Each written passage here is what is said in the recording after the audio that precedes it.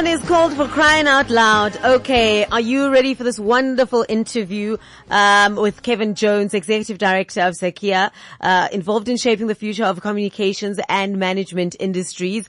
And he explains wonderful things for us here. And I think you'll enjoy this interview. Take a listen. Today we have a very special guest with us today who is deeply involved in shaping the future of the communications and event management industries here in Southern Africa. So joining us is Kevan Jones, who is the Executive Director of SACIA. Kevan, thank you so much for joining us. Thank you. Good pleasure to be here. Brilliant. So, Kevan, just for the students who may not be familiar with SACIA, could you give us a brief overview of the organization, its role in the communications industry? I can. SACIA is a SACIA-registered professional body, SACIA-recognized professional body, and essentially what that means is that we have a mandate from SACIA, the South African Qualifications Authority, to develop and award professional designations to various people working in the events and entertainment industry.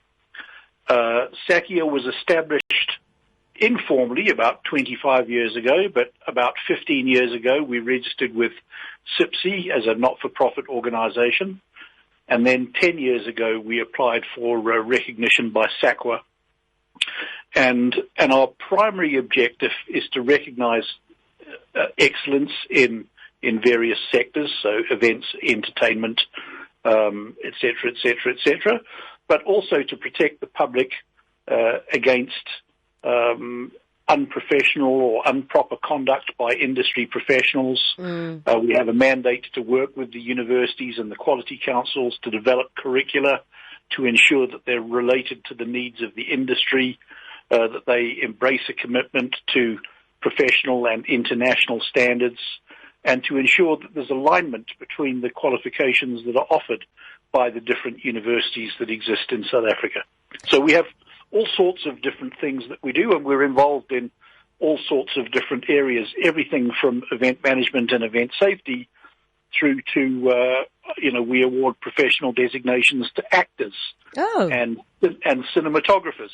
So we're a very broad spectrum association. We have a footprint in many different areas. Oh, that's brilliant. I'm glad that it's broad and it's not just specific to events management. I'm glad that you pointed that out. So, SACIA is an industry recognized professional body. So yes. What does that mean for students and professionals who then choose to get involved with SACIA? So, there are about 100 professional bodies that are recognized by SACIA. Some of them are statutory bodies like the Health Professions Council or the Engineering Council, where if you want to practice in the health professions or if you want to practice as an engineer, by statute you have to become a member of those professional bodies. Right. The beauty of a voluntary body, which is what we are, is that actually it's established by a community of expert practitioners that work in the industry and who choose to self-regulate rather than have regulations imposed upon them. And that's the primary difference between a statutory and a non-statutory body. And the beauty of self-regulation is that actually we can amend our regulations and the standards that we apply as industry evolves. And I think one of the things that we have seen is that particularly in the events and entertainment industry, technology and the techniques that are used to produce content, the techniques that are used to host events have changed rapidly. Absolutely. Almost year by year.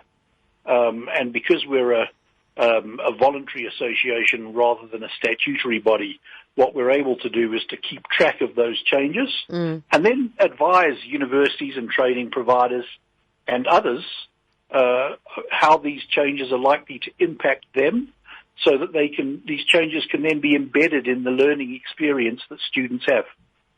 So what are some of the opportunities then that SACIA offer for students? I mean, especially those that are pursuing a diploma in event management, and how can students get involved or benefit from the association? So the most important thing, and I'm going to focus specifically on event management here, sure, is that what we've done with Boston is that we've embedded the qualifying exam for a professional designation into your curriculum. So as you pursue your studies during your final year of studies, you'll have the opportunity to write the qualifying exam for a professional designation. And assuming that you pass it, you can then be inducted into the SACIA Student Council. The biggest challenge that I often hear from students that they experience, particularly first-generation students who don't have family that they can rely on, is that they simply don't have access to external resources that can provide them with information about career opportunities.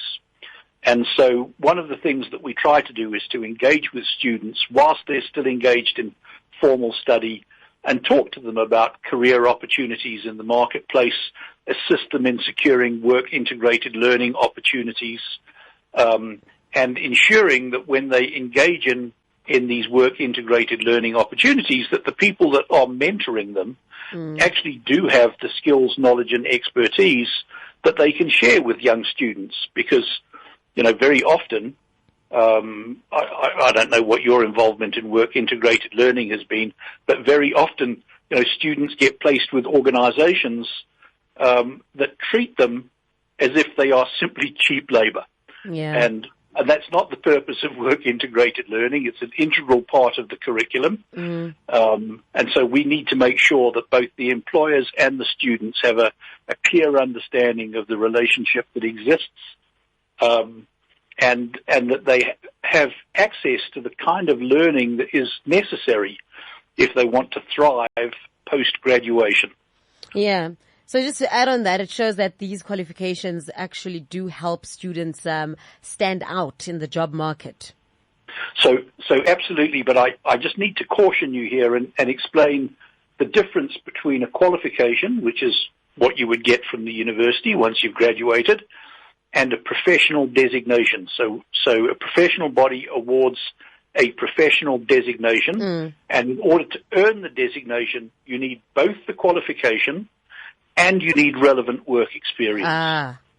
So a good example that I could give you would be, many times people talk about, I want to be a chartered accountant. Well, in order to become a chartered accountant, you go to university for several years. Yes. You earn an honours degree with a specialisation in accounting. That's your qualification. Then you join an auditing company and you work under the supervision of a competent accountant. Yes. And he provides you with guidance and mentorship. And then at the end of that period, either a year or 2 years, depending on the profession, you then write the qualifying exam, and assuming that you pass it, you then become a chartered accountant. That CA that you put behind your name, that's the professional designation. So in order to earn a professional designation, you need both qualifications and relevant work experience. Got you. So, with event management, I'm just going to go back there. It's a growing field, and many students are interested in pursuing careers in this area. I once was as well. So just from your perspective, what are the most important skills and qualifications needed to succeed in the event management industry? So the beauty of event management is that it's actually easy to become an event manager. The hardship in event management is that it is easy to become an event manager. So it's a very competitive field, and oftentimes you're competing against people that have nothing more than an ambitious claim and a business card that they've printed at the local print shop. So I would say if you want to pursue a career in event management, the first thing to do is to attend university and earn yourself a qualification in event management. And there are several universities that offer it. Boston, of course, is one. All of the universities of technology embed event management within their tourism curriculum. So there are plenty of opportunities for people to earn formal qualification in event management, and it really depends on whether you want to study online in a virtual environment, as you do it at Boston, or whether you want to attend a brick-and-mortar university and study in that kind of environment. It's a personal choice. Yeah, absolutely. Yeah, go on. Yep. No, well, what I was going to say is the beauty is that irrespective of which university and which academic learning route you go, the truth is that once you've graduated, that's really just the start of your professional career. Yes. So the second thing that I would say to anybody that wants to pursue a career in event management is once you've completed your studies, join an industry association, whether it's SACIA or any other, doesn't matter. Get involved, work with colleagues and industry professionals so that you've got a support infrastructure. Yes. Participate in a program of continuing professional development so that you're always upskilling yourself. And then finally, I would say, you need to accept responsibility for your own professional development, and that means allocating a budget so that you can afford to attend training programs and go to conferences and events and all sorts of other things. Because I think that oftentimes, and this is particularly true of students that graduate and they've been studying nonstop for 3 years, and actually now they think they know it all. And they do know a great deal. I don't want to take anything away from them and their studying process. Absolutely. But in reality, learning does not stop once you graduate. You need to keep learning. Yeah. You need to keep upskilling yourself. Speaking of support, Kevan, how does SACIA support students? I mean, just in terms of networking, maybe mentorship. Are there specific programs or maybe events that help students connect with industry professionals? So there are several, and one of the things that we have implemented at the beginning of this year is that we've introduced a search tool on our member database. So if you go to the SACIA website and scroll across to the member search function, we've opened up a section where you can hunt for young professionals that are active in SACIA. These will be people that have completed their formal studies and are looking to secure their first job so that they can build up enough experience to earn a professional designation. And we've created this opportunity where industry professionals can then engage with young students, young graduates, and secure work placement that benefits both of them. So that's one of the things that we're trying to do. As I say, this really is.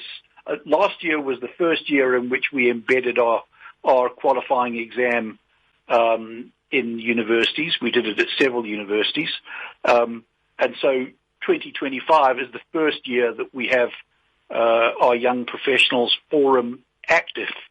So it's very much for us a work in progress. I'm sure that we're going to make plenty of mistakes as we progress, but the idea is to create an opportunity to connect young graduates with potential employers and put them together in such a way as to ensure that they actually can kickstart their career and build a sustainable future that generates, long-term income and actually puts them on a long-term career development path.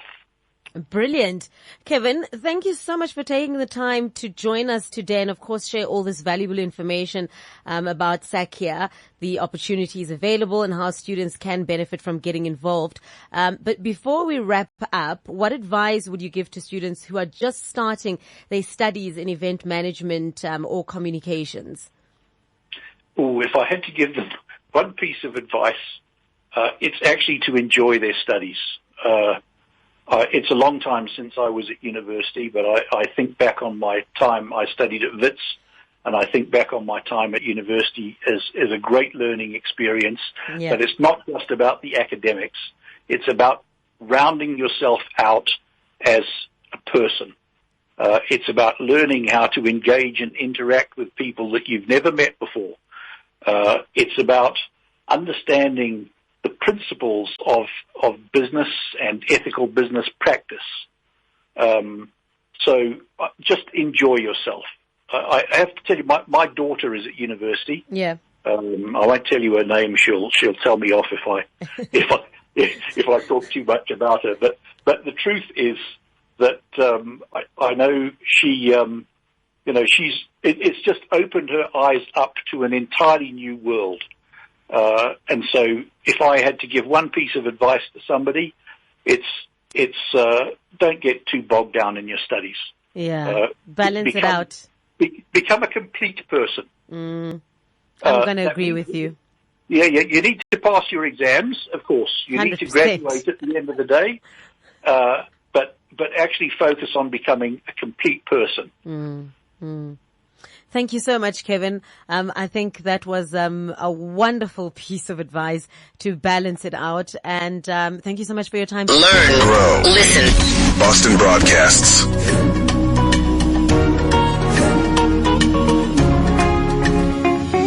Loving this love that you're giving me, you're like a wave that keeps lifting me, taking me so high. This